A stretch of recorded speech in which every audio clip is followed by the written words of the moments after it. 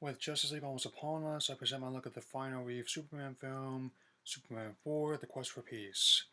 Despite mediocre reviews and reception among fans, Superman 3 did make his money back at least. Still, after that film and the failure of the Supergirl spin-off, Alexander A.S. Salkind sold the rights to Canon Films, who were infamous for taking money from his spreading on other productions ahead, which caused him to suffer as a result. Reportedly, Warner Bros. Gave him at least $2.5 million to work with. They only used about $17 million, around half the cost. The film was also edited down for a 2-hour plus runtime to a paltry 90 minutes, very breezy for a superhero movie in 1987. Most of all, Reeve also had some input on the story, which everybody was total production. There's a lot to talk about, so let's get started. Right off the bat, we see evidence of budget cuts, the space credits of the first 2 movies have reduced to kind of anything I might do. Still, the range by John Williams' theme music is okay, and it was done by Alexander Courage, based on his movie original Star Trek. The album proper group of Russian cosmonauts being sent with Superman after the spacecraft is set off course by debris. He, in addition to a yellow sun that apparently hitting Superman lingua code, get used to seeing that chroma key shot of Superman flying by the camera. He was seeing it every time he's flying, so they can't shoot other angles anymore. It's going to be a long 90 minutes, folks, not going to lie. Back on Earth, we see Clark play a final time with Christopher Reeve, get Crystal from what's left of space after he arrived in, and she hears voices both where Laura L says, trying to get for the last hour of power. Very obvious setup here, but trust me, I have a bigger fish to fry. Still, Reeve is committed to the part, and especially in this bit where he tells one of the corporations he only sell fans with another farmer, and so as laid it out to parents would have wanted. Every time I have to do a movie like this, I want to make this clear. Possessed talents like no one ever seen. Without him, we had never believed a man could fly. After Clark hits a baseball in space, we cut to Lex Luthor on a chain game from the events of the previous movies, playing by Gene Hackman. Then, 10 minutes in, we get the entrance of his nephew Lanny, played by John Cryer. Seeming to having stolen his wardrobe manners for his role in putting Pink a much better movie. He somehow drives his car and it guards in the quarry, and even though Lex describes a Dutch elm as his family tree, they agree on one thing they want to do: destroy Superman. I guess no one told Sidney J. Fury he was making a cartoon. Further evidence for the part where Superman helps save Metropolis from a disaster. Even though DC Universe standard for New York is clearly tubes and seen filmed in location Milton Keynes, England, also showing how their cars are on the left side rather than on the surface. Oops. Another bit about corporate raiders, we have an obvious stand of Rupert Murdoch buying the Data Planetarian tablet rag. Dale Warfield, played by Sam Wanamaker's daughter Lacey, played by Mary Hemingway. Well, this was the same year Fox first had the airwaves. Happy 30th, Rupert. Anyway, after the meeting, while Clark is still enthusiastic despite the circumstances, other members less so. You can tell that Margaret Kerr's performance is less lacks enthusiasm than did before. Understand they shouldn't do much anymore for health reasons. Lacey, however, dismisses the idea of Clark not liking her, saying, "All men like me, I'm very, very rich." They must have very low standards if they date someone dressed like a new white Barbie. Hey. After that line, the president comes to TV saying they had to be stricken to none, and the youngsters because the summit failed. Never heard that one before. Then, some kid named Jeremy and various nighttime just writing Superman seen a president's speech in class. Minding that Pearl Jam song, you know the one. Then cut to a museum where Lex is playing whilst Clay News being restrained Superman's hair to hold a half-time wait. Okay. Aside from the fact why even calling cheap until 10 years out of this movie, that sounds absurd. Will concede it gets dumber. In addition to the false bomb display falling while Lex cuts a strand, he apparently cuts Superman's hair just ordinary pair of bulk for some reason. Also, as I recall, DNA's in the follicles, so his plan already doesn't make any sense. Back at the Daily Planet, Lacey tries to seduce Clark, but Clark instead reads Jeremy's lunch about Christ at hand. He is essentially requesting that Superman eliminate nuclear stockpiles around the world. Don't worry, I have a book prepared for when the time comes. For the record, I'm not here to debate issues with no easy answers. I'm here to make fun of a Superman movie in the 1980s. Also, the scene transition shows Superman and Alpha Light on Superman is ridiculous. To think people give Henry Cavill a hard time. Perry White, played for final time by the late Jackie Cooper, as family discussed, decides to go seek funding to buy by the country of the planet. Superman also decides to consult the essence of his older elders and Fortress of Solitude, presented by Stockbridge early in his most impressive sets. The elders are so ominous in their words to Superman I have expected so as to start cackling with laughter. You'll see insane speech from early with motion premiere. As more as anyone 80s will be wearing hairspray, skin tight pants, deaf leopard shirt. Lois then goes to see Clark and then treated to a much lower quality version of Flight of the first movie. Seriously, looks like an old birthday video given how dodgy comedy work is. It's been capped off with Clark wiping the memory like in the second movie. Rarely do I see a franchise devolve as a mockbuster, yet here we are. Also, hold that thought until next time. Now we get Superman addressing the UN, which obviously Milton Keynes opposed to New York. He declares rapturous applause the world leaders he will live the world nuclear weapons. I know that with the perspective of 2017, this is an issue which had many complex standpoints and no easy solutions. However, rather than actually explore how Superman actually deal with this issue and the consequences it might have, just cut Superman gather nuclear weapons, no questions asked. Then hurls him into the sun and is ready for any special effects. That almost could have turned the Sunshine a much better movie. We then cut to Lex meeting with a bunch of arms dealers, basically portray lost loyalty like Captain Planet villains were in the 90s. Lex also has a couple escorts named Pixie and Trixie with him. Funny. They don't look like cartoon mice. Also, one of the dealers played the character Jim Broadbent. He must have really wanted the money when we said yes to this.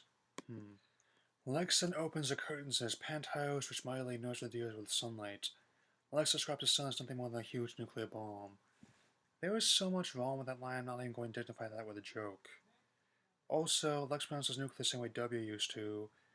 He's working on a genetic stew to create an image for Superman using a stolen hair strand, a jar of ooze, couple bits of cloth, and Joey Red Warhead to exchange a large commission for them. Definitely sounds like Happen saying yes to this movie. So the nuke is launched into the sun, we're given the little birth of Nuclear Man with a single set of flashy supervillain played by Pellin's first endless Rimmel. Why is it that Pokemon have Mewtwo cloned with an eyebrow and a form that looked like a Xenomorph and I chose the next signs of that more than this?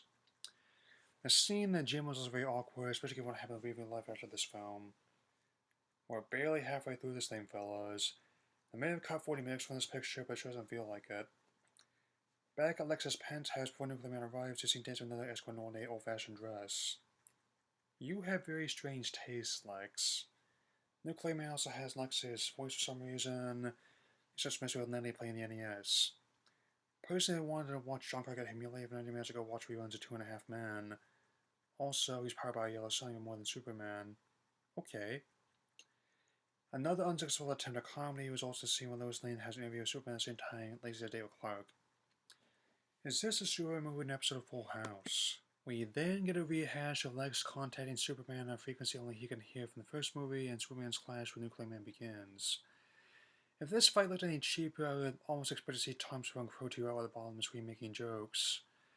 And another addition to the Superhero Cat after Nuclear Man wrecks Tokyo all China, Superman apparently fixed those stop motion like seeing a Lego commercial. I am still interested in this Lego Justice League movie. I still want Channing Tatum to voice Superman again. Apparently, Nuclear Man has the same power Superman has, basically making a Leo version of all the other Phantom owners. Not that we're going to touch a version they cut from this movie before. However, Superman's then first block of ice looks like a gem. And a few more naked Titan Supersonic ready to jump holding 50 rings. The fight then leads to Italy, where Superman saves a bunch of cartoon villains being destroyed by fires of Vesuvius, I guess. It's also an Italian in this movie as well. Guys, Mario and Luigi called, they think you're a bit over the top. For some reason, after a brief clash in space, Nuclear Man then steals Statue of Liberty. Figures. If it's not the Ghostbusters, it's Nuclear Man. Superman tries to turn Spancho, he's given radio signals to Nuclear Man scratching him. Don't even ask me how that works. Also, the Superman's cape is behind Lois and happy with the headlines suggesting he's dead. We'll talk next time. Even Lacey isn't happy, and she tells her father to stuff it. You have to love whenever they try to keep it in a PG for swearing. Clark is suffering from the effects of the battle Nuclear Man, and spoilers tell him, I totally understand from a personal standpoint if it doesn't make sense in movie's context. He can't dial the phone, he can barely move. Still, as Lois returns to Superman's cape, I definitely appreciate the chemistry between you and Kidder even when those weakest of the original 4 films. So his Clark looks like a ghost with white hair and light fading from his skin. He used to crystal electric energy from Krypton just in time. It wasn't very solid to begin with, but since the movie is almost over, I'll take what I can get. And Lex then takes over the operation of the arms dealers, and even brags he could be president. He does become president in some comic stories. Make your own assumptions. Nuclear Man decides to go after Lacey, just instead of having an argument with father since he's just telling the paper as a new publisher. Not as much of a stretch digitally, I put my soccer films in permanent insurance. Superman then confronts Nuclear Man again and soon plays the streets of Metropolis right for the office wire work, rewinding the footage, some burgeoning product placement trying failing to hide the England shooting location. This pyrotechnics cut flame boy more than a whopper. You're kind of like the way, hey, Superman says no, stop the people. Reminds you of Willy Wonka flatly saying, help, police, murder. So, the battle continues into space, and they fight on the moon as much as impressive in the space scenes of first couple movies or the asteroid chase in Empire Strikes Back. The Black Hood's PVC pipes and flag are obvious, and the fight choreography is stiff, and the stunts is one of the shottiest I've ever seen, and I watch Tokusatsu in my spare time. Makes Rita post somehow being on the moon with Sunshine Ocean seem for a comparison. Speaking of which, Nuclear Man takes Lacey in space, Superman's able to rescue her, all while she's somehow able to breathe. Wow. I mean, Superman's an alien, fair enough, and Nuclear Man's really experimental accounts, but this reminds me of that webcomic about that Batman 28 space gear.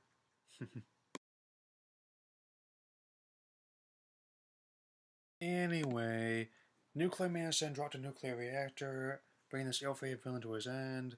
Seriously, this movie takes so many liberties with nuclear power that even Homer seems to be shaking his head in disbelief. So, Lex is sent back to prison, Lenny sent to her boys' home, Perry's able to buy by the paper in Warfield, and Sprinklers a final speech that's so overblown it was so much a deal to end the initial franchise on. Much like Batman and Robin a decade later, this Superman movie attracted ire from critics and fans like no Superman movie had before and few have had since. While the new ones had their fans, myself included, the very few people I have met have tried to defend this film. It was a total box office bomb, barely making $15 million on $17 million production cost, not even getting an international release in theaters. We were also thankfully spared Canon trying to make a similar film with Spider-Man, between that film and that planned sequel to the singer's flop Master of the Universe to the action film Cyborg. It also get a reputation as one of the most superhero films, one of those films of all time, and for good reason. The plot makes absolutely no sense. Reed, notwithstanding, is hinting our actors finally get in. It reflects like a B movie, and it totally wastes potential they have the story. The idea of nuclear war produced some very interesting films in the 80s, including some of my favorite ones ever, so a lot could have done. Sadly, the film was brought down by Canon's incompetence and multiple poor decisions by corporate suits. However, because of what I've said, it's a fascinating sort of train wreck.